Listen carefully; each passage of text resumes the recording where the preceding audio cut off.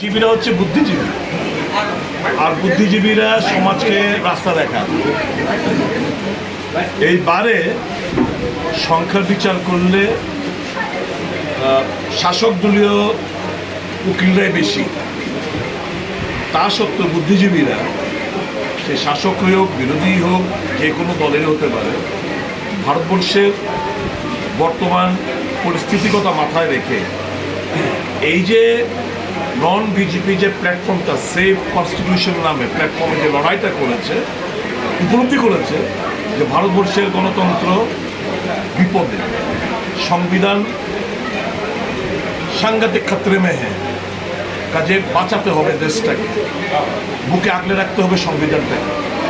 কাজেই cutting across political line বহু আপনারা দেখেছেন এরকম রেকর্ড মার্জিনে কোনোদিন ত্রিপুরার বারের নির্বাচনী রেকর্ড মার্জিনে কেউ জিতেনি। জেনে যাবেন আপনারা, খোঁজ নিয়ে দেখুন। রেকর্ড মার্জিনে সবগুলো main president, vice president, secretary, একটা অ্যাসোসিয়েশনের কয়েকজন মেম্বার, এরকম রেজাল্ট হয়নি। এটা হচ্ছে প্রমাণ করে যে ভারতবর্ষের মানুষ আগামী দিন কোন পথে ভারতবর্ষকে দেখতে চাইছে। এই বারের নির্বাচনে সেটা বহিঃপ্রকাশ। রাস্তা দেখিয়েছেন বুদ্ধিজীবীরা, এপিল থাকবে আম জনসাধারণের কাছে, আপনারা সেই রাস্তা অবলম্বন করবেন। আপনি কি মনে করছেন যে বিজেপির যারা আইনজীবীরা রয়েছে তারা বিজেপিকে ভোট দিই না দিন দেয়নি তো ওরা?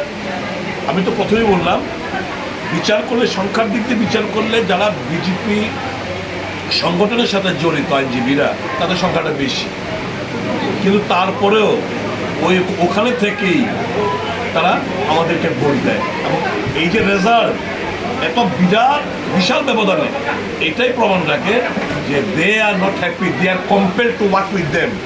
এরা খুশি না। ভারতবর্ষের কথা মাথায় রেখে আগামী দিন এরা নতুন একটা পথ দেখানোর চেষ্টা করেছে সমাজকে।